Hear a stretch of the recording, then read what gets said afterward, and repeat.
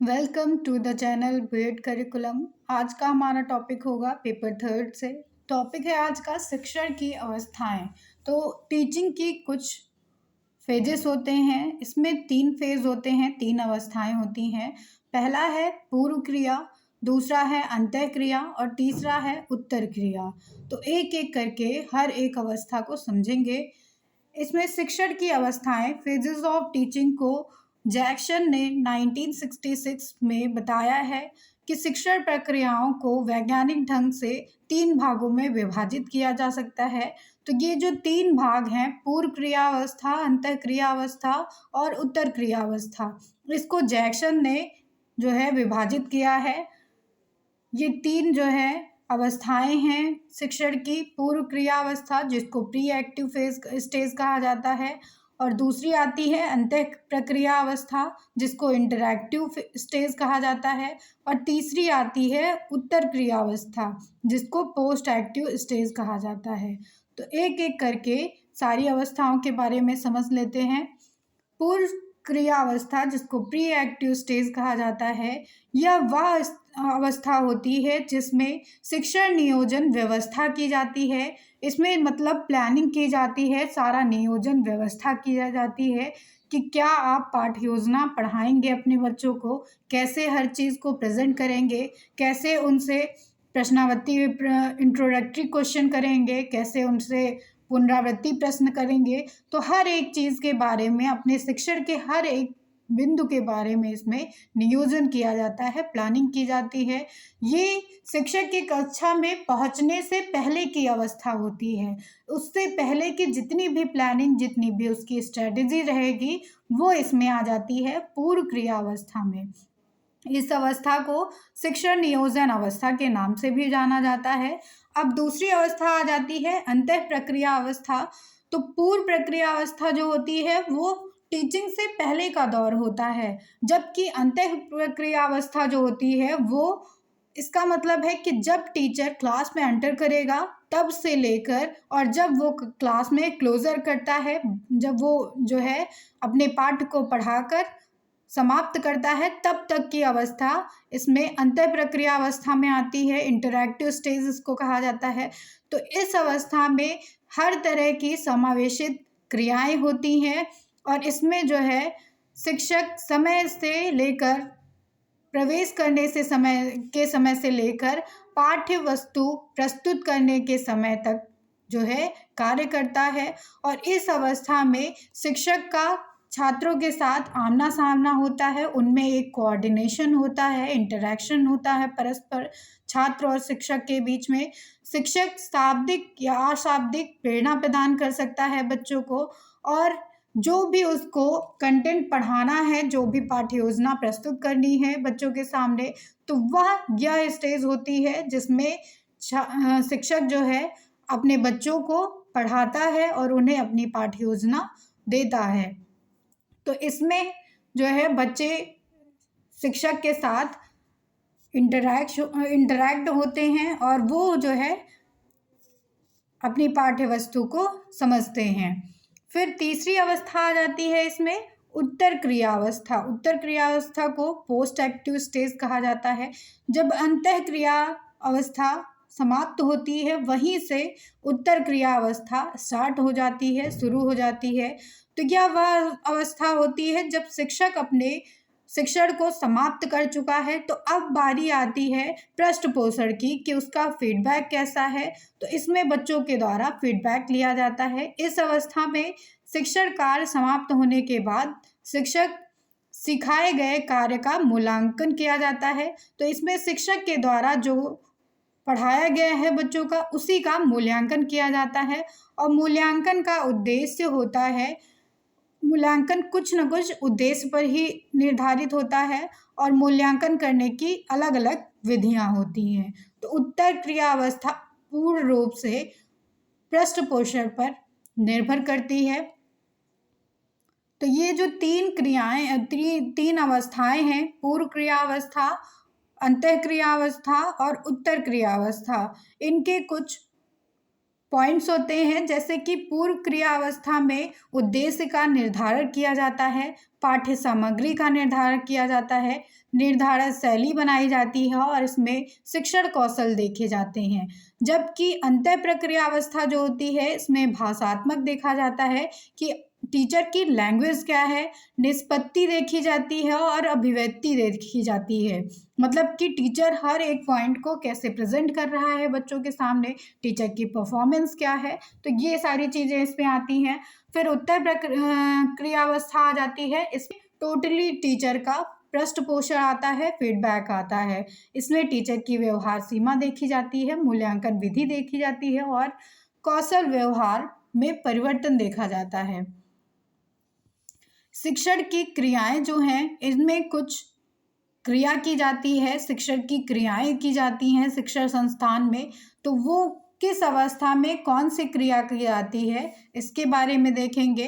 पहली अवस्था है पूर्व क्रिया अवस्था, तो इसमें कौन कौन सी शिक्षण क्रियाएं होती हैं ये देख लेते हैं।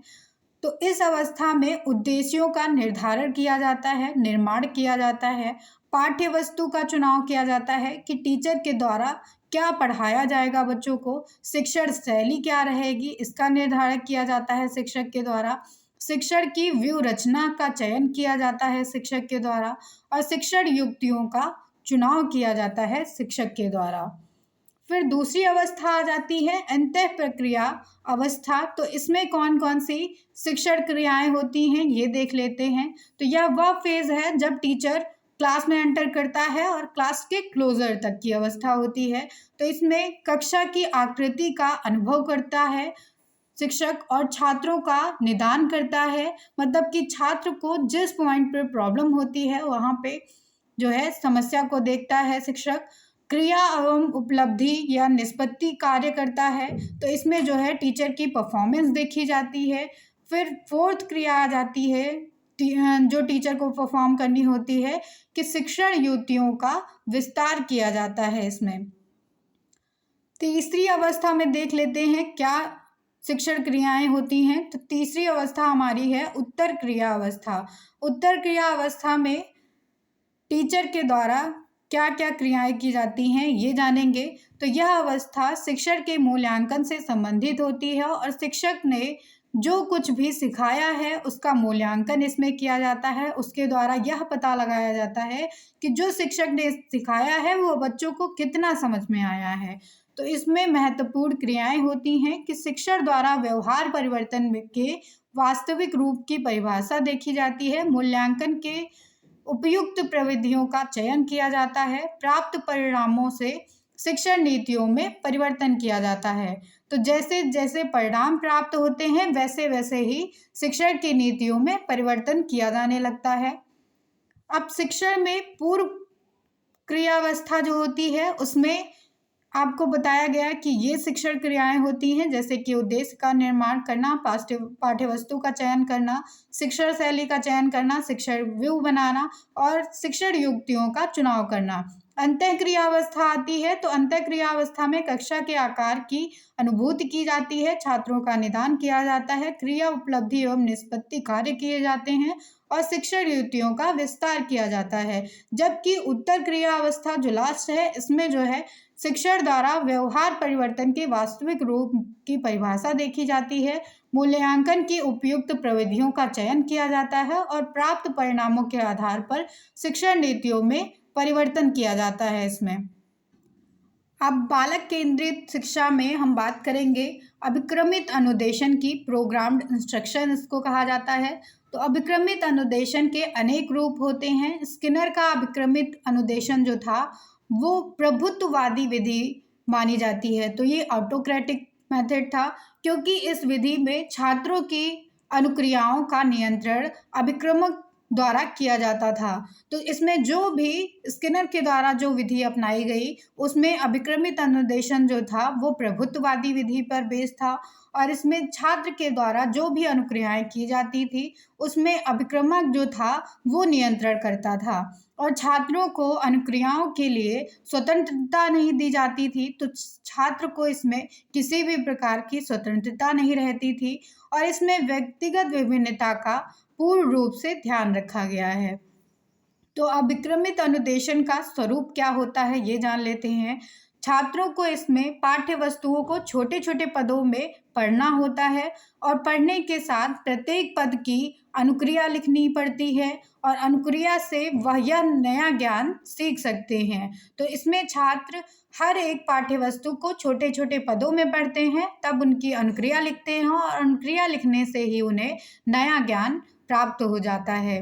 छात्रों को पढ़ने के साथ साथ अनुक्रिया की शुद्धता की भी जांच करनी होती है इसमें, और सही पाने पर उन्हें उससे जो है पुनर्बलन मिलता है, रेनफोर्समेंट दिया जाता है किसी न किसी तरीके से। और अभिक्रमित अनुदेशन के अधिनियम आए फिर, तो इस अधिनियम में स्किनर ने अभिक्रमित अनुदेशन विधि के 5 मौलिक अधिनियम बताए हैं, जिनमें पहला मौलिक अधिनियम है छोटे पदों का अधिनियम। मतलब कि अभिक्रमित अनुदेशन के अंदर जो शिक्षा प्राप्त की जाएगी वो छोटे छोटे पदों में डिवाइड करके तब दी जाती है। तत्पर अनुक्रिया का अधिनियम था, मतलब कि लगातार इसमें अनुक्रिया करते रहने का अधिनियम बनाया गया। तत्कालीन पुष्टि का अधिनियम था, मतलब कि इसमें इमीडिएट कन्फर्मेशन मिल जाती थी, तुरंत ही पुष्टि की जाती थी उस चीज़ की। और स्वतः अध्ययन का ये अधिनियम था, मतलब कि बच्चों में इसमें सेल्फ स्टडी की जो है भावना का निर्माण किया जाता था। और फिर 5वां अधिनियम था कि छात्र अध्ययन आलेख अधिनियम था ये, मतलब कि बच्चों की टेस्टिंग भी की जाती थी, इसमें समय समय पर छात्रों का अध्ययन किया जाता था। फिर आता है अभिक्रमित अनुदेशन का उपयोग क्या है। तो अभिक्रमित अनुदेशन विधि जो होती है, इसका उपयोग ज्ञानात्मक पक्ष के विकास के लिए किया जाता है। इस विधि द्वारा प्राथमिक तथ्यों, नियमों, अधिनियमों तथा बोधों का सफलतापूर्वक इसका बोध किया जाता है और इसके द्वारा भावनात्मक पक्ष का विकास नहीं किया जा सकता है। तो अभिक्रमित अनुदेशन जो है वो पूरी तरह से ज्ञानात्मक पक्ष को विकसित करता है, उसका विकास करता है, जबकि भावनात्मक पक्ष को इसमें कोई भी जगह नहीं दी गई है। यह अनुदेशन विधि पूर्ण रूप से व्यक्तिगत होती है, तो ये इंडिविजुअलाइज मेथड है, इसमें हर एक इंडिविजुअल को इम्पोर्टेंस दी जाती है। अभिक्रमित अनुदेशन की कुछ सीमाएं होती हैं, तो उनको जान लेते हैं। अभिक्रमित अनुदेशन का उपयोग सभी विषयों के लिए नहीं किया जा सकता है, जैसे कि इतिहास शिक्षण के लिए इस विधि का उपयोग नहीं किया जा सकता है, क्योंकि इतिहास में लेंदी जैसे एक युद्ध की बात हम करने लगे तो उससे हम छोटे छोटे टुकड़ों में नहीं पढ़ा सकते हैं और इसकी रचना करना कठिन होता है। इसके लिए प्रशिक्षण और अनुभव की आवश्यकता नहीं होती है। इसका प्रयोग ज्ञानात्मक पक्ष के लिए किया जाता है, जबकि भावनात्मक पक्ष के लिए इसमें कोई जगह नहीं होती है। इसके द्वारा पढ़ने में छात्रों को सदैव अनुक्रियाओं को लिखने तथा उनकी शुद्धता की जांच करनी पड़ती है। तो ये कुछ सीमाएं थी अभिक्रमित अनुदेशन की। अब बात करेंगे कंप्यूटर द्वारा अनुदेशन की, तो कंप्यूटर असिस्टेड इंस्ट्रक्शन के बारे में बात करेंगे। कंप्यूटर का निर्माण उद्योगों तथा शासन प्रणाली में प्रयुक्त करने के लिए किया गया था। तो जब कंप्यूटर का निर्माण किया गया तब इसका यूज़ सिर्फ उद्योगों में किया जाता था या तो शासन प्रणाली में किया जाता था, लेकिन आज के टाइम पे कंप्यूटर का सबसे ज़्यादा प्रयोग किया जा रहा है शिक्षा के क्षेत्र में। तो कंप्यूटर द्वारा अधिक से अधिक सूचनाओं, तथ्यों का बोध कराया जाता है और शिक्षा के अधिक जटिल प्रतिमान का उपयोग स्टूलरो और डेविस ने किया था। इस प्रतिमान में शिक्षा का स्थान कंप्यूटर ने लिया था और उन्होंने शिक्षा प्रक्रिया के 2 सोपान बताए थे। पहला सोपान था इसमें व्यक्तिगत शिक्षण का पूर्व सोपान और दूसरा सोपान था इसमें व्यक्तिगत शिक्षण का सोपान। तो एक था व्यक्तिगत शिक्षण के लिए पूर्व सोपान और दूसरा था व्यक्तिगत शिक्षण के लिए सोपान। तो पहला जो सोपान था इसका एक ही उद्देश्य रहता था कि शिक्षण की योजना से अमुक छात्र अनुदेशन के उद्देश्यों को प्राप्त करना, और दूसरा जो सोपान था उसके 2 उद्देश्य थे, जिसमें पहला उद्देश्य था कि शिक्षण योजना का चयन किया जाना, तो किस तरह से बच्चों को पढ़ाना है इस विधि का चयन किया जाना और उससे प्रस्तुत करना बच्चों के सामने, और छात्रों की अनुक्रियाओं को नियंत्रण में रखना। दूसरे सोपान की ये दोनों उद्देश्य थे।